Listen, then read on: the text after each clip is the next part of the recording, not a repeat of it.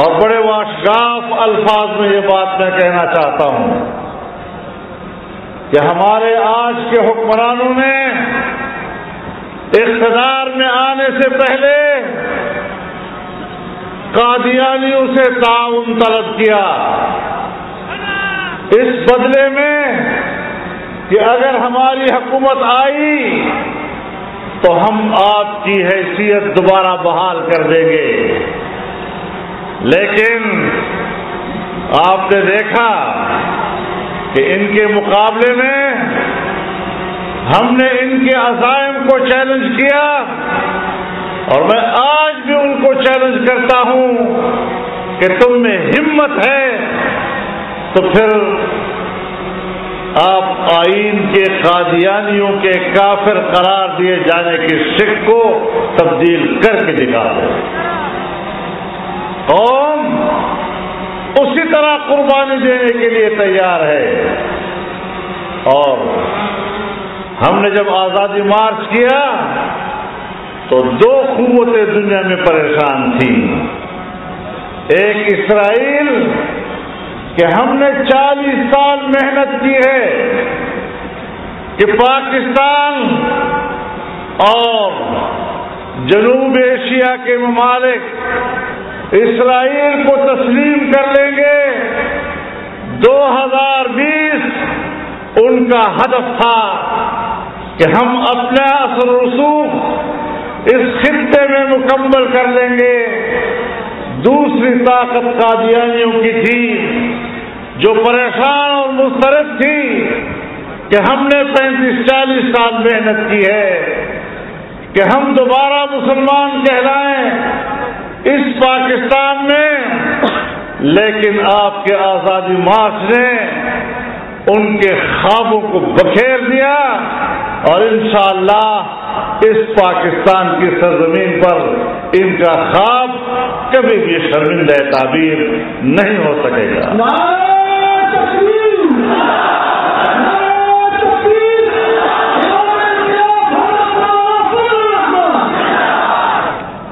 میرے محترم دوستو، یہ عجیب حکمران ہیں۔ میں نے کہا پہلے یہ حکمران ناجائز حکمران تھے، الیکشن کی کھوٹ سے ناجائز بچہ جنم دیا تھا، اور پھر اپنی کارکردگی کے اعتبار سے نااہل ثابت ہو گئے، اور کل پھر اس نے ایک ایسی بونگی ماری ہے کہ اب یہ جاہل بھی کہلائے جا سکتے ہیں۔ بڑا کوئی پڑھا لکھا اس قسم کی بونگی مارتا ہے، لیکن کس کس بات کو روئیں، روز کوئی نہ کوئی بونگی مار دیتا ہے۔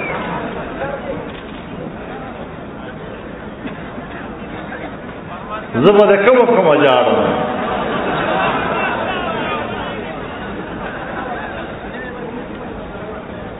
نو خبر دادا چھو ناکام حکومت چنن قوم پہ جڑا دا اور خلق بوے چدپو ملاق فوج ولار دا ادپو ملاق اسٹیبلشمنٹ ولار دا ادپو ملاق یورپ ولار دا ادپو ملاق امریکہ ولار دا او دا قوتون سے چا پشا ولاری اگر خلاف سوک میدان تنشی راوتا ہے، اگر خلاف سوک خلوش پرانے دلائے، لیکن دا جرت و ہمت اللہ تاسو تدرک، اللہ جمعیت علماء تورک چھ دا قوم رایوزیک میدان در آوتلو او سشن دی جوڑ کر وزان تا ازمرائی وی خمنگت مت جوڑ کر آئے دا انشاءاللہ۔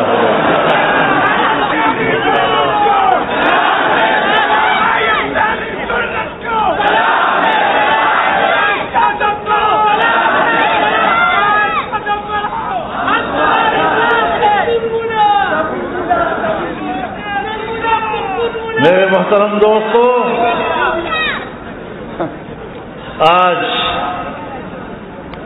پاکستان کی معیشت ڈوب رہی ہے. آج پاکستان پر اتنے قرضے بڑھ گئے ہیں کہ 70 سال میں ماضی کے حکمرانوں نے جتنے قرضے لیے تھے، اس نے گزشتہ 1.5 سال میں ان سب سے زیادہ قرضے لے کر پاکستان پر قرضوں کا بوجھ لاد دیا. اور پھر قرضوں کے باوجود پیداوار نہیں بڑھ رہی، ملک کی بجٹ نیچے آ رہا ہے، محصولات نہیں ہے.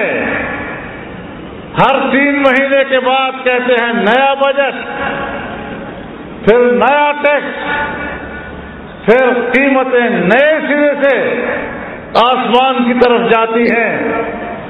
آج غریب آدمی بازار سے راشن خریدنے کے قابل نہیں ہے. آج لوگ جب اپنے بچوں کو دیکھتے ہیں اور اپنی بے بسی کو دیکھتے ہیں کہ میں تو انہیں صبح و شام کی روٹی نہیں کھلا سکتا، ٹھٹر سی سردی میں اگر وہ مجھ سے گرم بنیان مانگتا ہے میں وہ بھی اس کو خرید کر نہیں دے سکتا، تو خود کو آگ لگا کر خودکشیاں کر لیتے ہیں. مجھے خود کچھ لوگوں نے بتایا کہ ہم مجبور ہیں کہ ہم اسلام آباد آئیں اور ڈی چوک پہ کھڑے ہو کر اپنے بچوں کو لائیں اور پھر کتبہ لگائیں کہ ہمارے بچے قابل فروغ ہیں، برائے فروغ. کبھی اس قوم پر ایسے دن بھی آئے؟ آج غریب اور عام آدمی غربت کی وجہ سے، مہنگائی کی وجہ سے، تنخواہیں نہ ہونے کی وجہ سے بھوک و افلاس کا شکار ہے. آج وہ نوجوان جس کو کہا گیا تھا کہ ہم 1 کروڑ نوکریاں آپ کو دیں گے، 1 کروڑ نوکریاں تو دور کی بات، 20 سے 25 لاکھ مزید نوجوان بے روزگار ہو گئے. حالت یہ ہے کہ لوگوں کی اکثریت غربت کی لائن سے نیچے وقت گزار رہی ہے.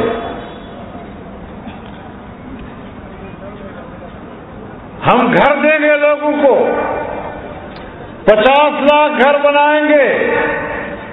تم نے تجاوزات کے نام پر 50 لاکھ سے زیادہ گھر گرا دیے.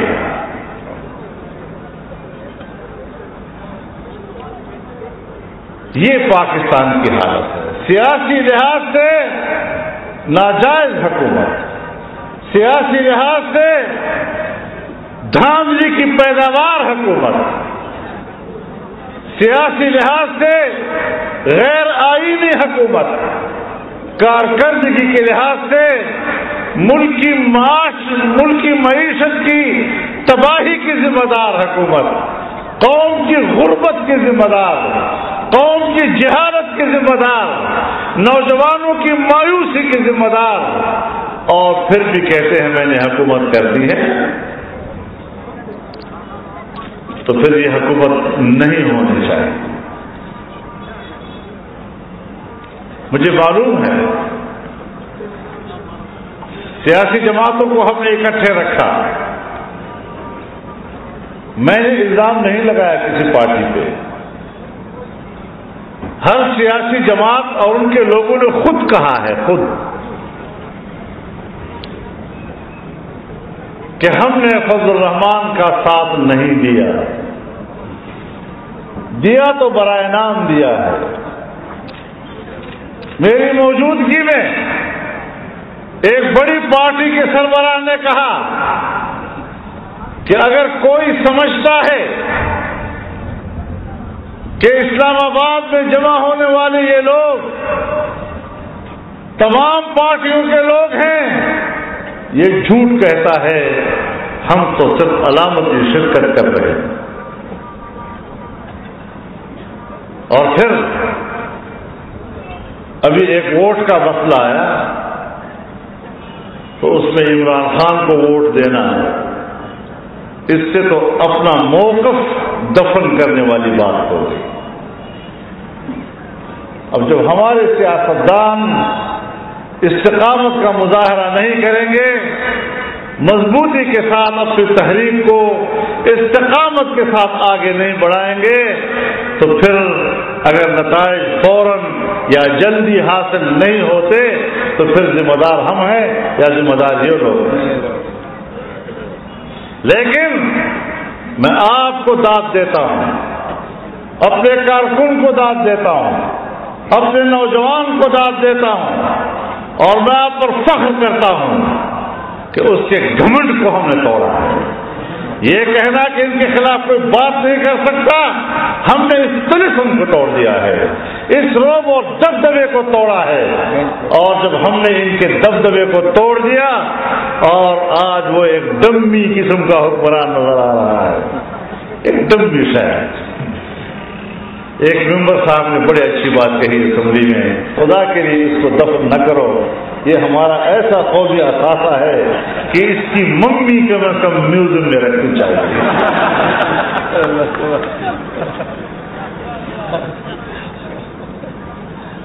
تاریخ میں زندہ رہے گا کہ اس طرح کا بھی ایک حکمران ہوا کرتا ہے. اور تمام تر ناکامیوں کے بعد جب ہم نے قوم میں بیداری پیدا کی، قوم میں شعور پیدا کیا، غریب آدمی کو جب ہم نے حوصلہ دیا، ہم اس کی زبان بنے، ہم اس کے دل کی دھڑکنوں کے ساتھ شریک ہو گئے، تو پھر کہتا ہے کہ فضل الرحمان پر ہم غداری کا مقدمہ لگائیں گے. کیا پھدی اور کیا پھدی کا شور تھا.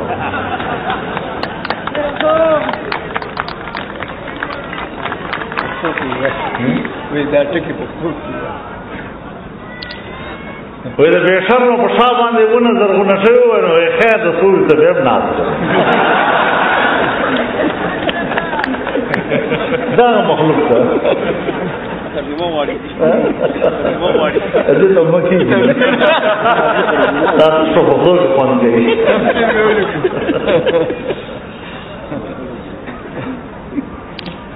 په دغه مخلوق موږ وخت تاسو دې وګورئ وہ دفعہ آئین کا آرٹیکل 6 لگاؤں گا تو دادا مختلف دا صرف خود نہ کہنا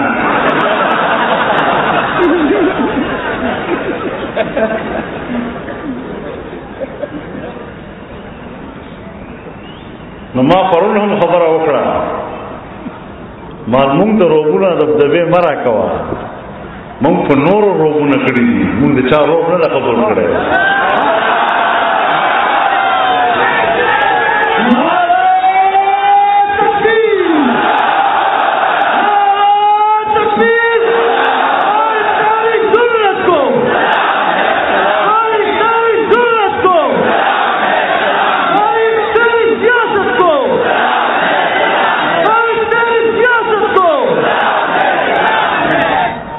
زمونږ د قربانیو، زمونږ د حق گویې، زمونږ د روب او دبدبې او زمونږ په میدان کې راوتل دې تاریخ نه د خپل مشران فرنګیانو نه تپوس وکړه، خپل سخران نه تپوس وکړه.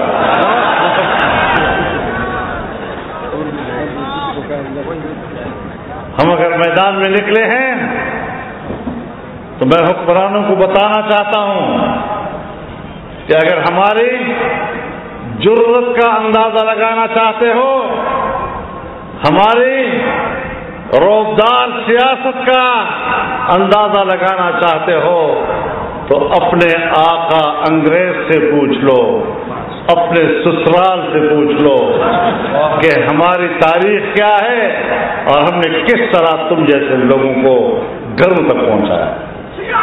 مولانا سید حسین احمد مدنی، مولانا سید حسین احمد مدنی. انہوں نے کوشش کی کہ آئین کے ناموس رسالت کے تحفظ کے دفعات کو ختم کیا جائے، اور جس طرح توہین رسالت کے مرتکب لوگوں کو رہائیاں دی گئیں، یہ سب کچھ منصوبہ بندی کے تحت تھا، جس سے تمہارے عزائم کا اندازہ لگا. آج ہم آپ کو چیلنج کرتے ہیں، تم ناموس رسالت کے تحفظ کے قانون کو ختم کر کے دکھاؤ، اور اگر تم کرو گے تو پھر بغاوت کرنا ہمارا فرض بن جائے گا.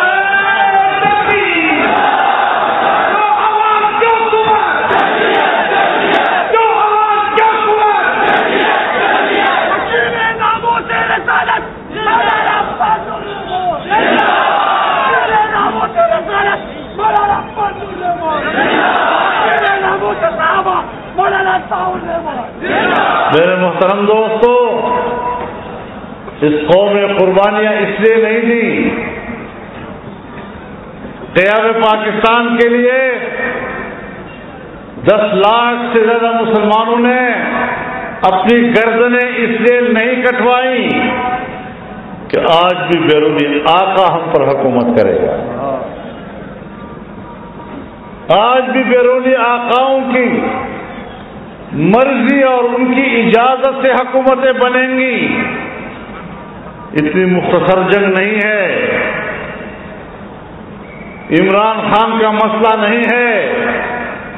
میرے نوجوانوں، اپنے دل و دماغ میں یہ بات ڈالو کہ ہم بیرونی منظوریوں کے ساتھ پاکستان کے کسی حکمران کو تسلیم نہیں کریں گے، اور ایسے حالات پیدا کریں گے کہ پاکستانی قوم اپنی مرضی سے حکمران چنا کرے. ذہن کو تبدیل کرنا ہوگا.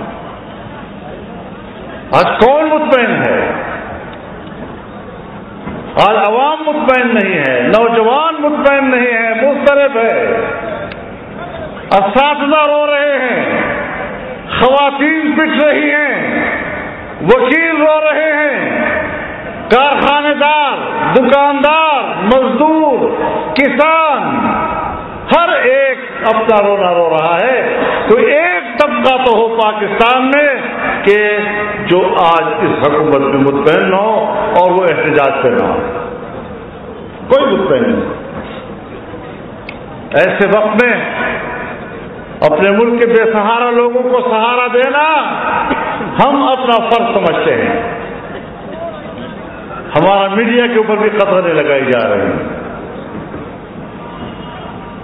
میں نے تو میڈیا کو کہا ہے کہ جب آپ پر زیادتی ہوگی تو ہم آپ کے ساتھ کھڑے ہیں، اس بات کی پرواہ کیے بغیر کہ میڈیا ہمارے ساتھ کیا کر رہا ہوتا ہے. مظلوم ہے. اس محاذ پر ہماری تحریک پر منفی تبصرے کرنے کی بجائے اس کو ہر سطح پر سپورٹ کرنے کی ضرورت ہے. اور آج یہاں 4 سدے میں یہ بڑا اجتماع ہو رہا ہے. انشاءاللہ بنڈو میں، ملتان میں اور کراچی میں اور پھر لاہور میں بڑے عظیم الشان مظاہرے ہوں گے، اور انشاءاللہ یہ تحریک چلے گی یہاں تک کہ اس حکومت کا خاتمہ کر دیا جائے. کہتے ہیں تم نے سازش کی تھی. سازش کیا؟ میں تو اعلان کہتا ہوں کہ تمہاری حکومت کا خاتمہ ہماری زندگی کا مقصد ہے. چھپی ہوئی بات تو نہیں ہے، کھل کر بات کر رہا ہوں. آپ کی حکومت کے خلاف ہر حربہ استعمال کرنا میں اپنی آئینی اور قانونی ذمہ داری سمجھتا ہوں. لہذا ہم پرعزم ہیں اور اس مقام پر انشاءاللہ العزیز ہم نے اپنی منزل حاصل کرنی ہے. ختم نبوت کا تحفظ کرنا ہے, ناموس رسالت کا تحفظ کرنا ہے, مدارس کے تحفظ کی جنگ لڑنی ہے, غریب انسان کے تحفظ کی جنگ لڑنی ہے, ملکی معیشت کی جنگ لڑنی ہے, اسلام کے دفاع کے تحفظ کی جنگ لڑنی ہے. اللہ تعالی ہمارا حامی و ناصر ہو.